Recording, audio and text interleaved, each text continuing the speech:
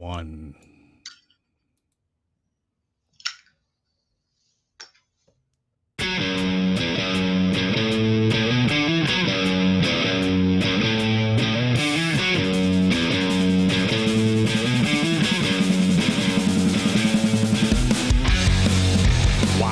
Everybody, hey, welcome to Gnyp Gnop. I am the Gnyp. I am Greg Gnyp, and he is, well, Chris the Gnop, Chris Yazinski. How are you, buddy? I am better than the average bear. How's that? Oh, that is, that's a great thing. It's Friday. It's cloudy. It's kind of chilly here in our area. Yes. And you know what? We're just excited today because we've got a really cool guest on the show today. We'll tell you more about him in just a couple of minutes, but I'm just I'm very excited. So we'll be telling you more about that. So before I do anything, I have to say thank you so much to the Drive magazine. They did an article on me about my 30 years in radio. Well, my 29 and one day less than 30 years. And it came out a little while ago. And if you haven't checked it out, you can go to my Facebook page, which is just Greg Gnyp, and you can see it, and I'll put it up on the Gnyp Gnop page as well. So nice. You can just kind of see what I dealt with over 30 years in radio. Nice. Hey, we always talk about different branding here and there on the show, and my shirt today, I think is a great one. I really think it's truly one of my favorites, and it's Sometimes You Need to Be Alone and Listen to Joy Division with Linus and Lucy. That's awesome. There you go. That's very cool. I appreciate that a whole lot. I know. Sometimes. So I have to say, yesterday, it's going to sound weird the way I'm going to say this. Yesterday, I took a shower. I took a shower today too, but it was yesterday I realized something with my COVID hair. Okay. I am going to single-handedly bring back the hairstyles of like Mozart, Beethoven. Oh, nice. My hair is now starting to dry, and when it's at that length, that it actually comes up the whole look. So I will be bringing back the 1700s soon. Nice. Yeah, I'm pretty excited about that. I said I couldn't do it today because I just I had to run to the store really quickly to get batteries of all things. Didn't want to scare everybody. So I took a shower, threw my hat on, and then I went, I can't do it today. But yes, so very soon we'll be having powdered wigs courtesy of Gnyp Gnop wearables. That's pretty retro. I mean, just don't bring the plague back. Oh, wait, it's already here. Wait, too soon. Sorry. All right. Well, listen, you know what? There's a guy sitting off camera right now, and I'm excited. So you know what, I've done a lot of stuff. I've been lucky. I've worked with I've seen a lot of concerts. I've been to a whole ton of shows, and still one of my favorite concerts ever was catching this guy, and I want to say it was at the Blind Pig in Ann Arbor, and I'm talking a whole lot of years ago. He goes by the name of Pat Fish, the Jazz Butcher, JBC, whatever. But Pat Fish is on Gnyp Gnop today, and we'd like to say, hey, welcome, Pat. You're welcome. Hi, Pat. Hi, gentlemen. How are you? I'm all right, thank you. And Pat, you are live in the UK. It is evening time. For us, this is our lunchtime show. So sometimes we actually grab a drink or two while we're on. So I'm doing some sangria just because I think it's really festive that you're on today, and it's great seeing you. Hola. I'm not sure. What are you drinking, Pat? I'm drinking black coffee. Nice. Good for you. Good for you. And I'm cheating with a Manhattan in a coffee cup. I say. Cheers, brother. Cheers. So I figured, you know what, go big or go home. And then I'm like, wait a minute, I am broadcasting from home. I'm already there. There you go. So Pat, just to let you know, this is how much I have appreciated your career and your music. Was this. Remember I said that I had a shirt of yours? Oh my, so you do. Big Planet. Yeah. I have saved this shirt since Ann Arbor. So yeah, that would have been 89 at the Blind Pig, wouldn't it? So we're looking at what, 32 years ago? Ooh, don't. So well, yeah, but you started touring when you were 4, right? I was actually a late developer. I didn't even learn the guitar till I was 23. See, really? Uh-huh. I used to be a sax player. Well, and you've done that. And well, speaking of sax, you've done saxophone. You've done flute on other albums, like other musicians. Uh-huh. Yeah, I played flute on one of Dave J's solo LPs and one with Sonic with Spectrum. Actually, no, that was Spaceman 3, wasn't it? The I Love You, that was on recurring. So yeah, Spaceman 3, played flute for Dave Cosworth on one of his albums. Well, and like, well, it was just a couple of days ago when we were talking earlier. I said that was the first time I love Spaceman 3, and I had no idea that you were on that album. And it's like, you see those memes on Facebook where it's like, how old were you when? And it's like, I'm like, I was 55 when I learned this. Yeah, I'm 63 and I still don't know anything. And that's the whole thing. So speaking of Facebook, and I've got to say, so there's, a lot of people hate Facebook. A lot of people hate social media because it can be a real pain in the ass. But I've got to, and I'm going to be being, you commented on something on my page. And I remember, it's the funniest thing because I went, Pat Fish. And then I went, and it was one of those kind of, when you appreciate somebody's talent and and I was like, it was like that giddy moment of the day. I was like, oh my goodness, Pat Fish commented on my page. I was like a giddy schoolgirl. Yeah, but I was probably being horrible, right? Yeah. So if you get me on the Facebook too early in the day, then it's just like, well, yeah, and that's what I love about you, because you have posted some kind of, every once in a while where I'm like, ooh, not a good day today. But I love the honesty. That's what it should be. I mean, sometimes you got to say what you got to say. So just calls it like I sees it. Yeah. So I guess one of the things I really actually want to talk to you about, though, is, and I want to talk about this now because everybody's craving live music and, just anxiously looking. I said, I've gone back to YouTube to watch old concert videos and things like that and checking out but you're doing something on Sunday live from Fishy Mansion. You're going to be actually performing live from your house, right? From the mansions. Yeah. It's not the first time I've done it. Initially, I was very resistant. When the first lockdown came about a year ago, suddenly everyone was complaining about tousled-haired fools in their pajamas playing acoustic versions of their hits and making fools of themselves. And I thought, I don't want to do that. But on the other hand, the last year or so, I've been going out and playing in front of strangers, just me and a guitar. So I thought I stood a better chance of getting away with it than some people. And in the end, the money starts to run out, doesn't it? Yep. Well, yeah. Oh, very much so. No, but I mean, I'm not getting any support from anyone anywhere except from what we laughingly call the fan base, who've been extremely generous with these things. Oh, and that's awesome. So the last few months, it's literally been my living. Okay. Well, So here's the thing, right? So playing a show like that, is it hard to get yourself motivated? And I don't want to say motivated because I don't know if that's the right way to say it, but when you're in front of a crowd, there's interaction. People clap, people hoot and holler, and people sing along. When you're behind the scenes like this in front of a camera, is it hard to kind of get yourself motivated at times to get through a set? The first thing that comes to mind when you mention singing along is a beautiful story about one of my favourite bands, an old English band called The Only Ones. Do you know them? Yep. Yeah, love that band. And there's a beautiful story about how they played at the CBS record company Christmas party the year that they were signed. And they didn't have a good relationship with the record company.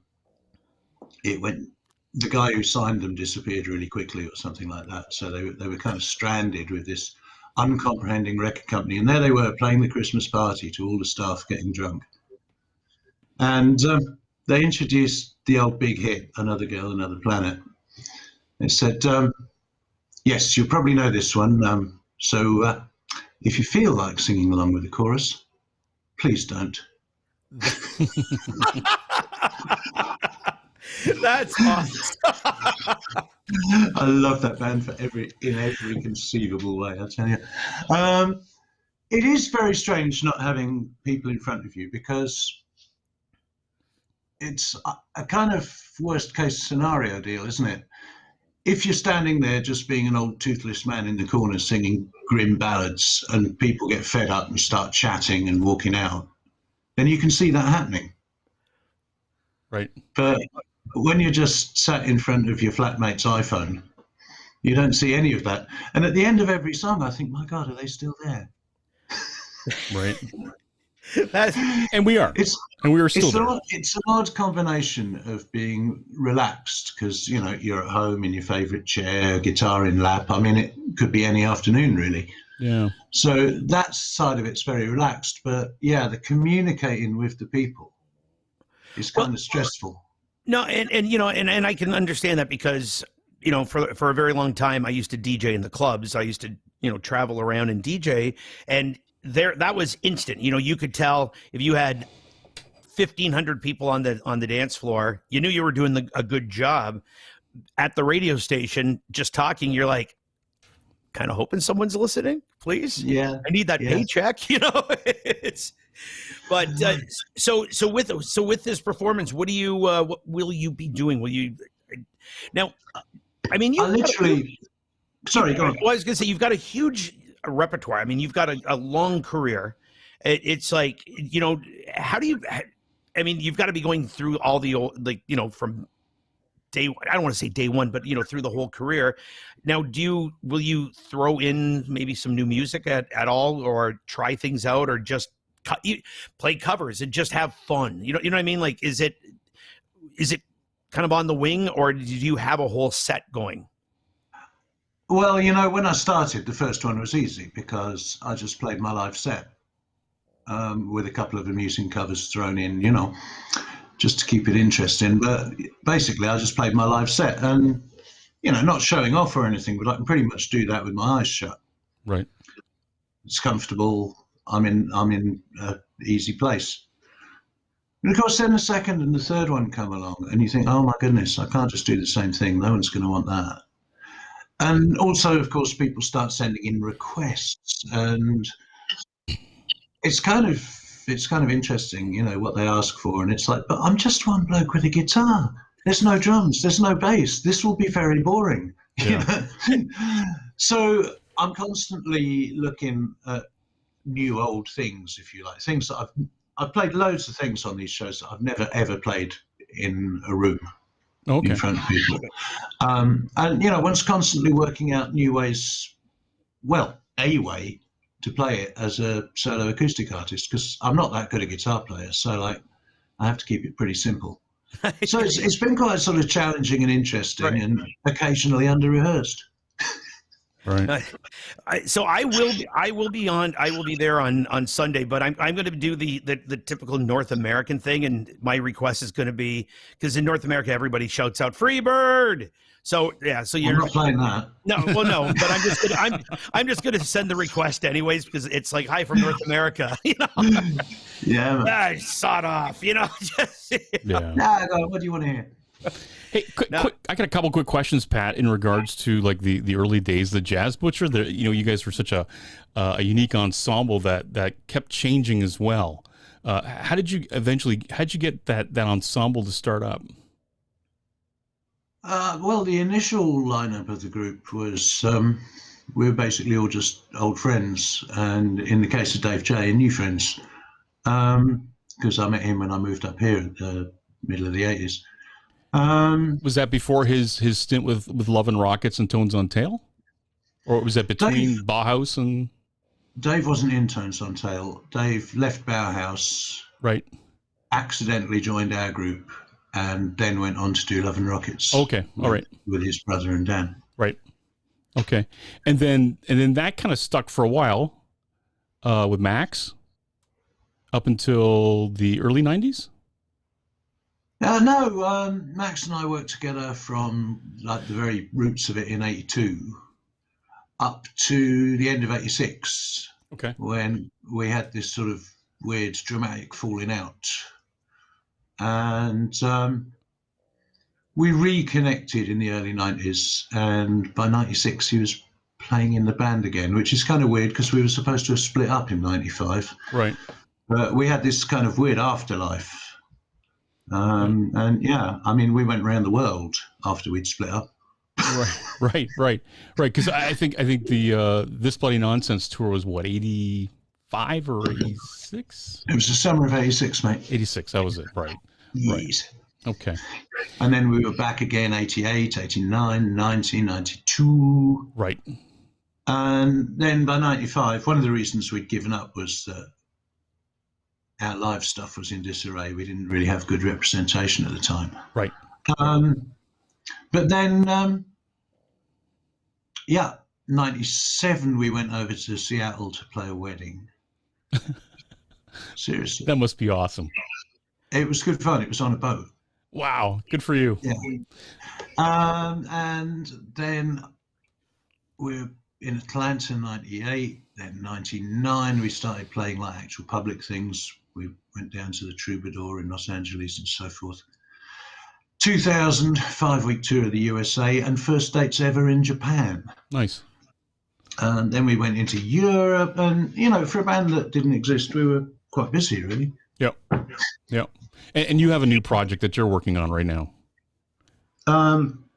Yeah, I'm in the process of putting together stuff for a new LP. Yeah. Okay. And is it just a solo, or is there some ensemble musicians joining in? I know, like there will definitely be other musicians involved. I don't know exactly which ones yet. Okay. Because But, David's producing it, or working on hopefully producing it. Who's producing it? Isn't it David J? No, No.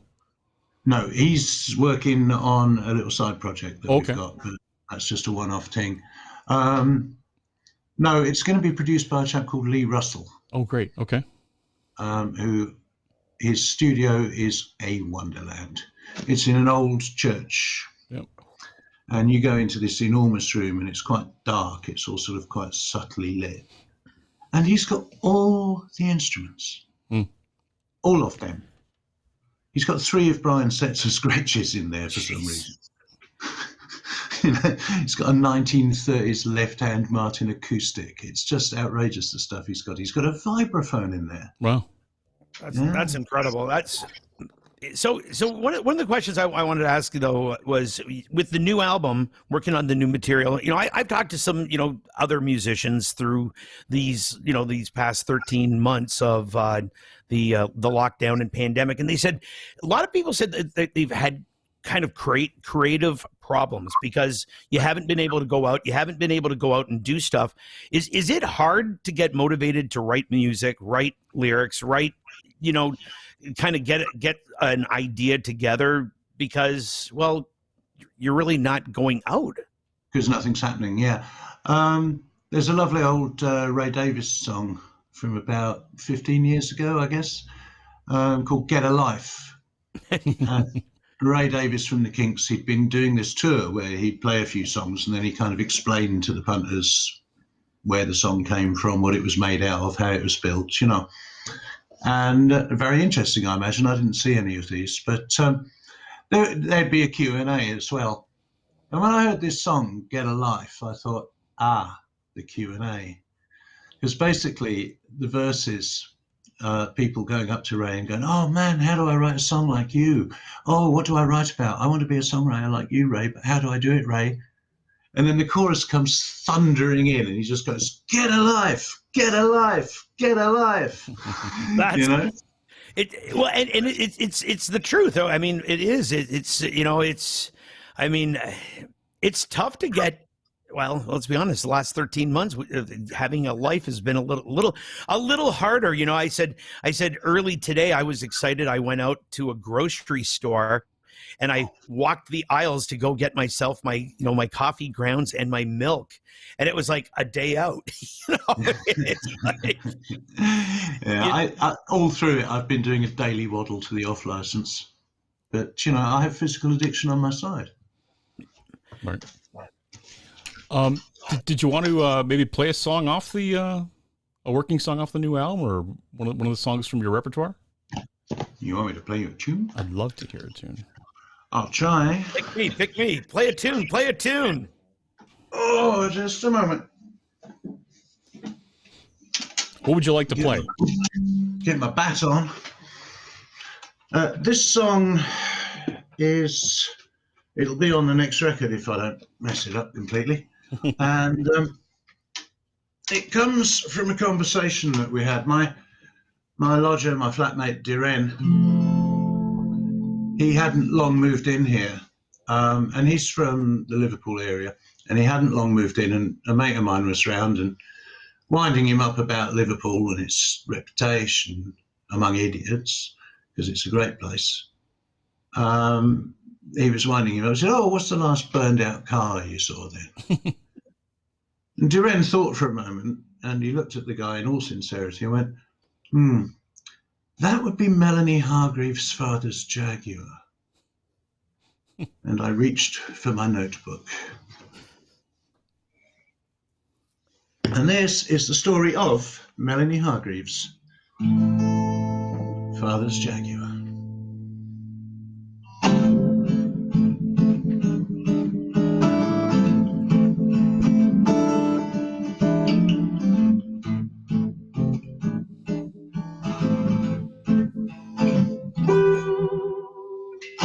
Let's take the elevator up through the roof, and we'll step out of time while I sing you my rhyme, and it's nothing but the gospel truth. It wasn't a real one, Lord, that would be mad.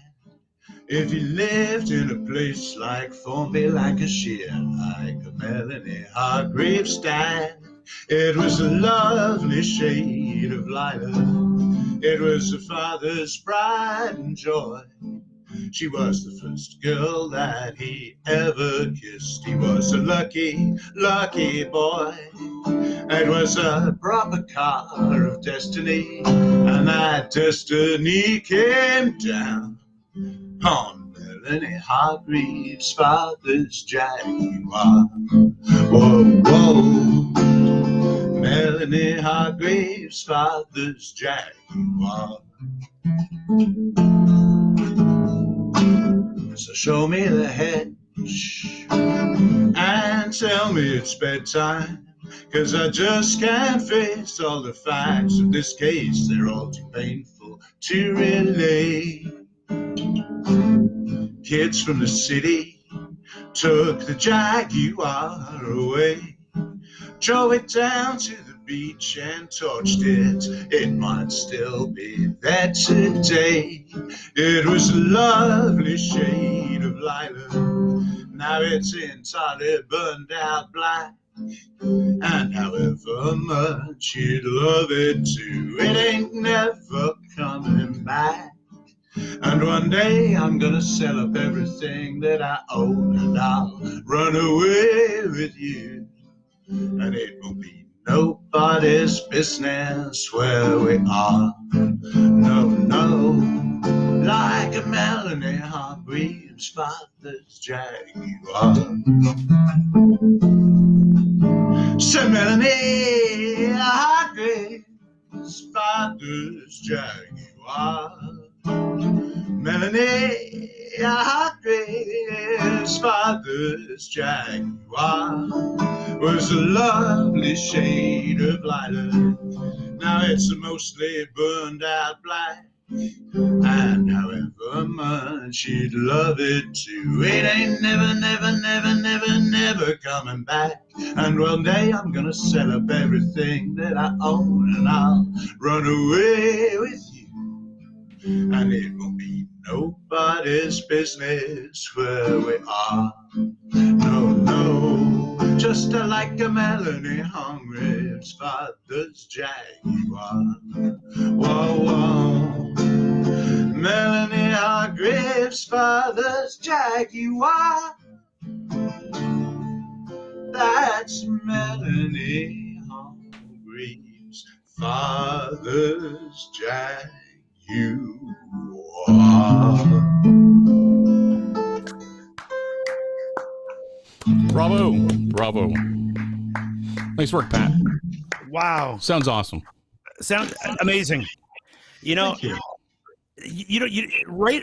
Every time I hear you sing, especially with something like this, it makes me think back to a video you posted on YouTube. You're playing in a garden. I want to say you're playing on a patio, and it was some afternoon, Sunday afternoon, Saturday afternoon performance with you. And it was like, but it's that whole thing where it's like right now I want to sit in front of you with like a drink outside and have you just play like that and just be like mesmerized. Marmalized. Yeah, that was a place in Belgium called Kortrijk. Okay. We were on our way to do another gig, but our host over there, he said, hey, you can play in this bar if you want in the afternoon. And we did, and we were largely ignored by the Belgians. They were just having lunch and drinking beer the way they do in Belgium, except for one family with very small children who were all singing along, hey, shalalala, ooh my, she's on drugs. Which kind of made the afternoon for me. So if I could just interrupt really quickly, my friend Michael Scout, and you know him, Chris. Yep. Just sent me a picture. He said that he absolutely loves you, and he just showed me a picture of Western Family autographed. Mm-hmm. And There you go. So he's listening to you right now in Japan. Yes, that's where we last met. Was I think it was in Shimokitazawa. And yeah, I have some pictures of him and me together on that occasion.